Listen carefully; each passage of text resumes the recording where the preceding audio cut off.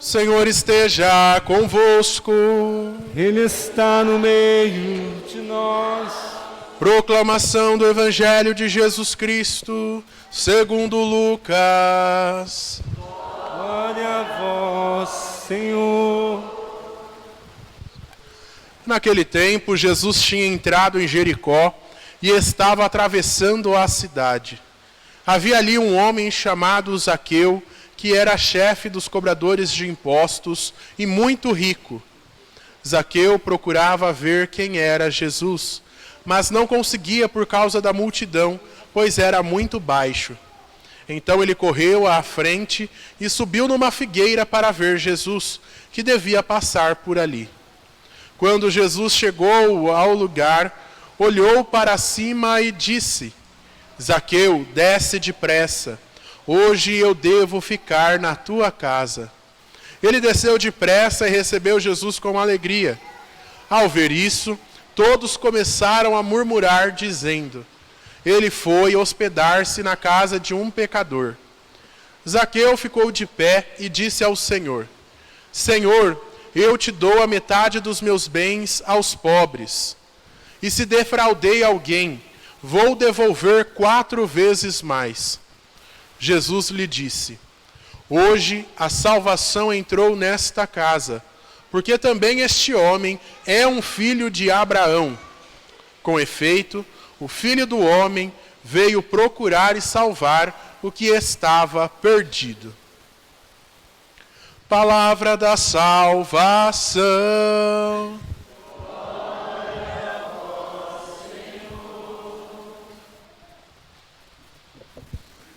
Caríssimos irmãos, a liturgia de hoje, ela vem como que coroar aquilo que nós ouvimos ao longo destas 3 semanas.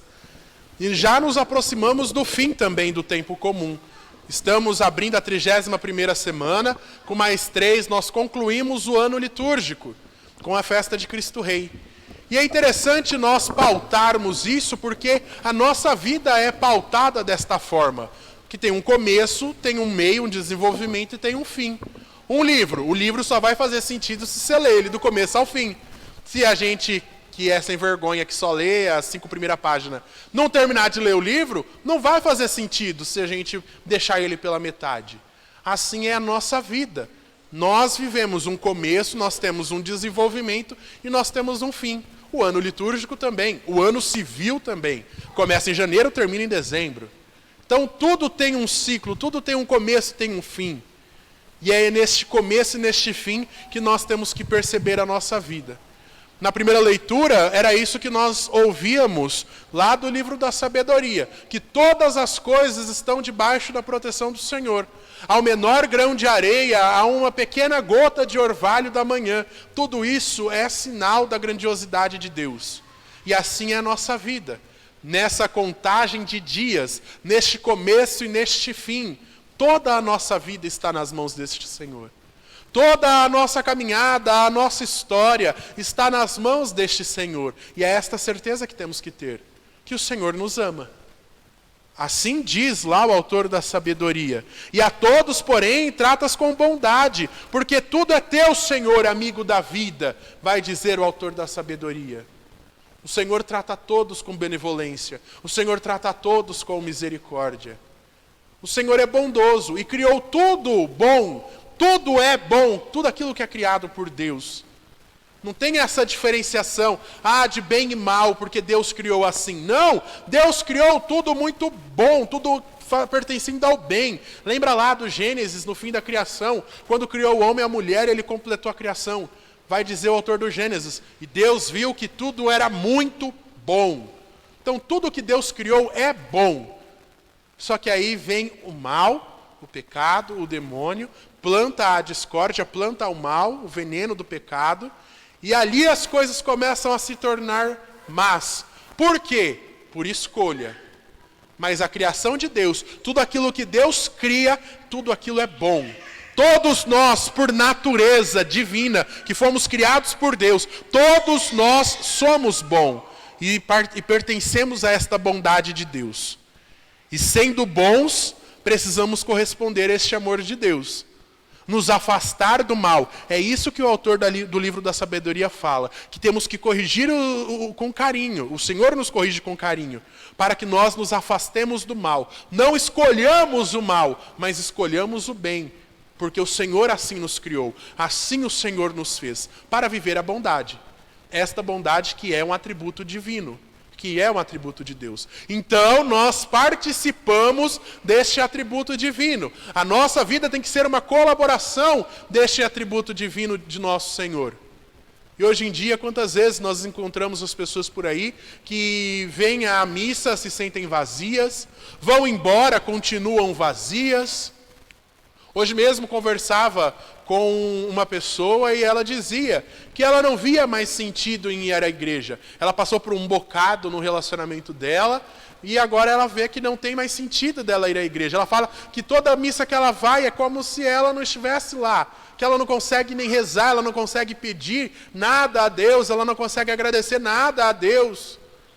E eu falei, você vai na capela? Ela, não, eu vou na capela também e não consigo pedir nada. É como se Deus não existisse. E o que é a prova da existência de Deus?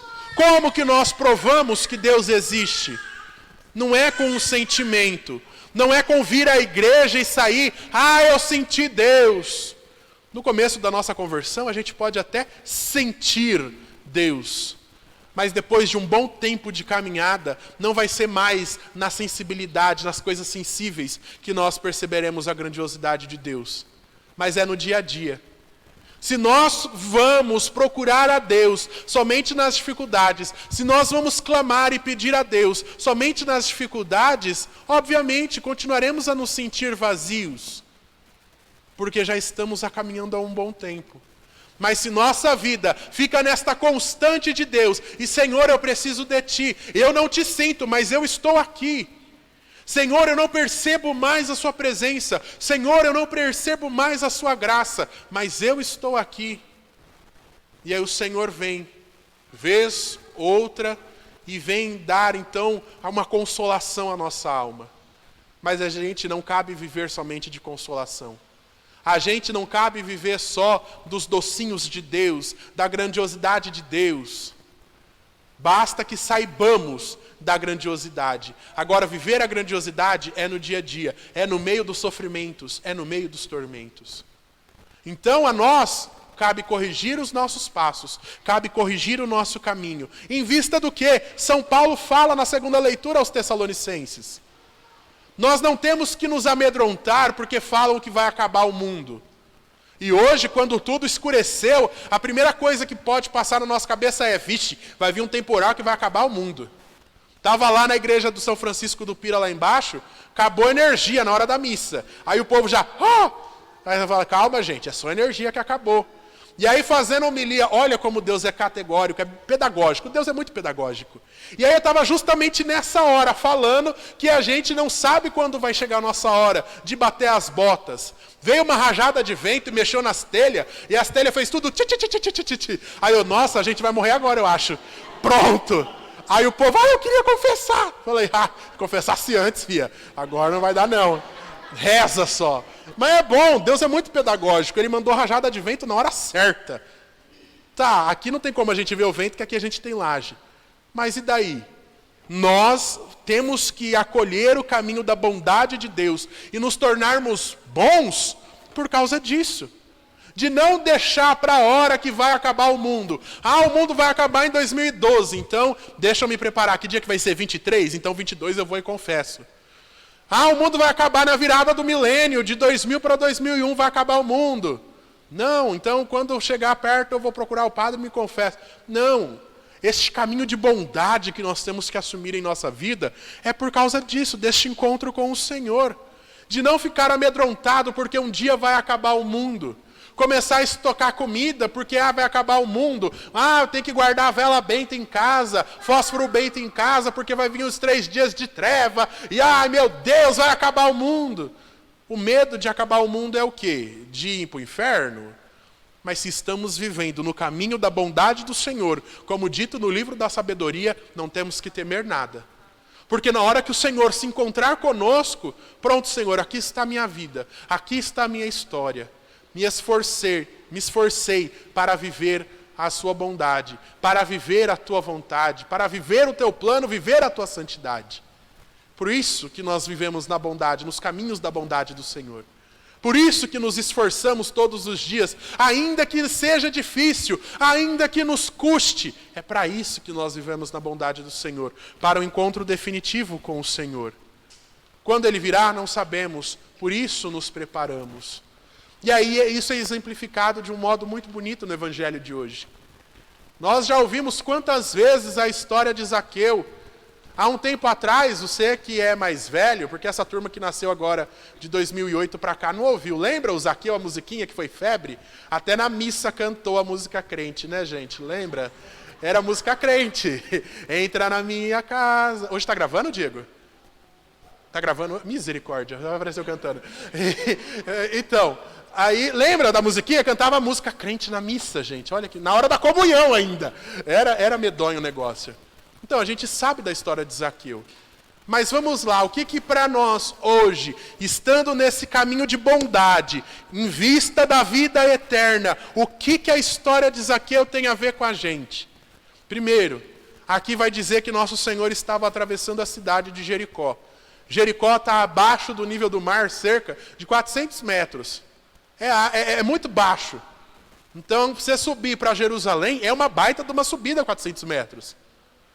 E ali naquela serra, então, nosso Senhor começa a subir de Jericó para Jerusalém. Para quê? Para ser morto. Para se entregar em sacrifício. Para salvar a humanidade. Nosso Senhor, então, inicia a sua subida a partir de Jericó, de um lugar baixo, em vista da Jerusalém. E aí, neste lugar que está abaixo do nível do mar, aparece a figura de um baixinho. E esse baixinho era um publicano. Era alguém que não vivia no caminho da bondade do Senhor. Era um judeu que conhecia as leis de Israel, mas era um publicano. O que era um publicano? Um cobrador de impostos. Só que aí, o Zaqueu não era só um cobrador, ele era chefe dos cobradores. Ele dava as ordens. Ele era o bambambam de Jericó. E os judeus odiavam os cobradores de impostos, odiava aquele que era o chefe dos cobradores de impostos. Mas só porque cobrava imposto? Não, porque era um roubo. Os romanos dominaram toda aquilo que eles conheciam como mundo, então a Europa, o norte da África, um pouco da Ásia. Lembra aí da aula de geografia do mapa, desenha um mapa na cabeça para você entender essa parte. Se você não era bom de geografia, azar o seu, que você não vai entender. Brincadeira. Mas tudo aquilo que era, ou como nós conhecemos como Velho Continente, tudo aquilo era dominado pelos romanos. E os romanos cobravam tributos da onde eles tinham dominado. Então ele não queria saber, eu quero ter dinheiro. E aí eles erguiam os cobradores de impostos. E aí vamos supor, o imposto que o povo lá de Jericó tinha que pagar era R$200, por exemplo. E aí os romanos chegavam para os cobradores e diziam assim, não me interessa, eu quero receber R$200. E aí, se faltar R$200 dessa família, eu vou tirar do seu dinheiro para completar esses R$200. Agora, aquilo que vier a mais dos R$200 fica para você. E aí os cobradores de impostos que não eram bestas, que queria ter dinheirinho, cobrava a mais. Em vez de cobrar R$200, cobrava R$300, R$400. R$200 ia para o Império Romano, R$200 ficava para o meu bolso. Porque o que é a mais é meu. E aí eles eram odiados por causa disso. Porque fazia parte do povo judeu os publicanos. Gente como a gente, diriam os judeus. É da nossa raça, é sangue do nosso sangue, é povo do nosso povo, e está nos roubando, e está usurpando do nosso dinheiro, e está sendo um corrupto com o nosso dinheiro. E aí tinha esse ódio contra os publicanos. Lembra de Mateus? Mateus era um cobrador de impostos. E aí ele tem a sua vida transformada pelo Senhor. Igual Zaqueu. Zaqueu era alguém que vivia uma vida torta. Era alguém que vivia uma vida errada. Só que aí São Lucas nos diz no Evangelho, Zaqueu procurava ver quem era Jesus, mas não conseguia por causa da multidão, que ele era baixinho. E também as pessoas de certo olhavam para ele, e lá vem o Zaqueu, quer ver que vai roubar nós de novo? E aí Zaqueu busca subir numa árvore, para ficar lá em cima e poder ver Jesus bem. Imagina o Papa vindo na Cidade Nova. Nós ia ficar empoleirado nos muros, nos postes, porque a gente ia querer ver o Papa. Então Jesus, passando, eu quero ver Jesus. Então ele sobe na árvore. Talvez também para se esconder. Porque ninguém vai me ver aqui, ninguém vai brigar comigo, ninguém vai me xingar. E aí acontece a situação mais providente possível para que a misericórdia de Deus se estabelecesse. O Senhor que passava, que estava subindo para ir para Jerusalém, não só sobe fisicamente, mas eleva o seu olhar e encontra Zaqueu no alto daquela árvore. Poderia ter passado tipo, que doido, o que esse doido está fazendo aí? Mas não, ele para, olha para Zaqueu. Não fala mais nada, só diz, Zaqueu, desce daí que eu vou para tua casa. Zaqueu não ficou assim, mas Senhor, não tem nada lá em casa.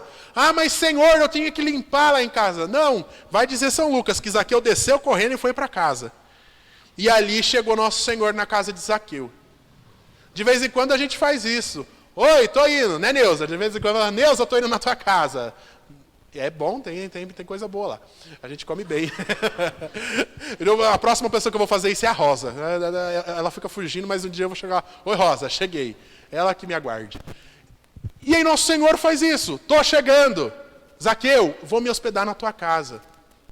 Só que aí tem os olhares aqui que ficam murmurando, que ficam reclamando, os fariseus olhando. Nossa, mas Jesus, se Jesus fosse esse bambambam todo, que todo mundo fica falando, ele sabia que Zaqueu não presta. Jesus fica entrando na casa de qualquer um. Nossa, se Jesus fosse Deus mesmo, acha que ele ia ir fazer refeição na casa de um publicano que fica roubando a gente? Só que aí olha o sinal da misericórdia de Deus, porque sempre nosso Senhor se adiantava quando os fariseus falavam alguma coisa. No templo, quando ele curava alguém, sempre nosso Senhor dava uma chapuletada. Só que agora a misericórdia já foi atingida no coração de Zaqueu, e foi Zaqueu que se levantou e disse a primeira coisa. Vai dizer São Lucas, que quando o povo estava lá murmurando, reclamando no coração, Zaqueu se levanta no meio de todo mundo, se põe no centro da sala e fala, Senhor, olha, metade dos meus bens eu vou dar para os pobres. Se eu roubei alguém, e com certeza a gente sabe que era um publicano, vou devolver 4 vezes mais. Não foi Jesus que chegou para ele e falou assim, Zaqueu, se converta. Zaqueu, devolva o dinheiro que você roubou. Não, mas a misericórdia de Deus que atingiu o coração de Zaqueu, pela olhada de Jesus. E lembra, Zaqueu procurava ver Jesus, mas foi Jesus que viu Zaqueu. E Zaqueu, desce daí que eu estou indo na tua casa. E nesse olhar, Zaqueu foi amado por Deus. Nesse olhar, Zaqueu foi misericordiado por Deus. Nesse olhar, Zaqueu mudou de vida. E aí Zaqueu devolveu metade para os pobres. Se roubou, Zaqueu deu 4 vezes mais. E aí nosso Senhor fala aquela coisa maravilhosa. Hoje a salvação entrou nessa casa. Porque a salvação é para todos. Todos que querem estar neste caminho, todos que querem viver esta misericórdia, todos que querem viver neste amor. Então, meu irmão, minha irmã, a nós, nesse fim de semana, cabe apenas viver o amor de Deus. E digo mais para nós neste fim de semana, uma frase que me marcou muito essa tarde quando eu ouvi. Aqueles que amam não se justificam. Zaqueu não se justificou diante do Senhor. Senhor, eu roubei porque eu precisava roubar. Senhor, eu roubei porque faz parte do sistema. Senhor, eu fui corrupto porque fazia parte. Eu fui publicano, todo publicano rouba, então eu também comecei a roubar. Zaqueu não se justificou em nenhum momento.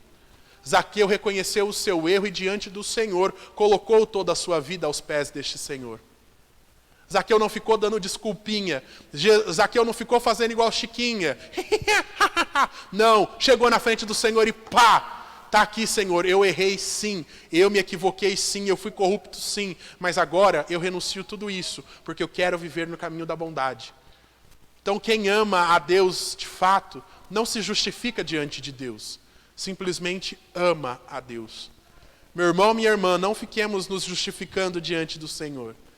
Não fiquemos colocando situações diante do Senhor, querendo justificar o pecado, querendo justificar a escolha errada. Não, erramos, pecamos. Senhor, perdão.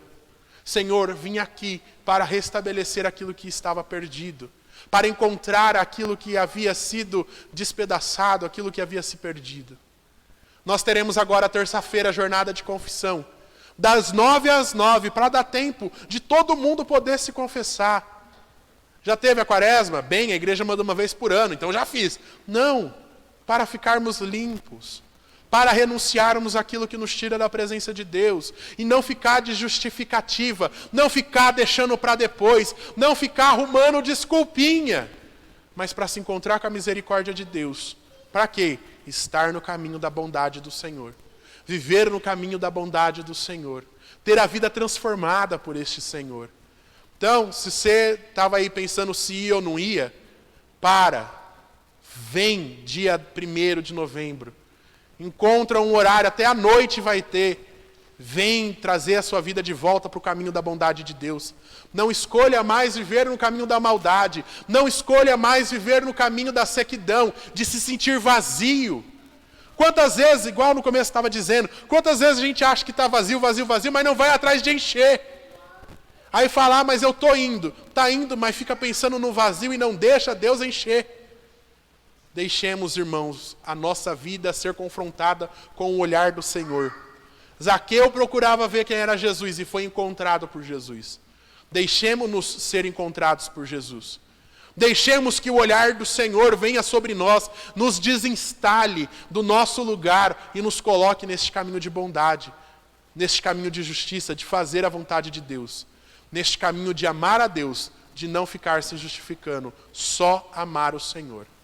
Que Deus nos livre de ficarmos dando justificativas vazias e que Deus nos faça cada vez mais amarmos o seu amor, a sua divindade, a sua grandiosidade. Que Deus nos faça, como Zaqueu, abandonarmos tudo para abraçarmos tudo que é nosso Senhor.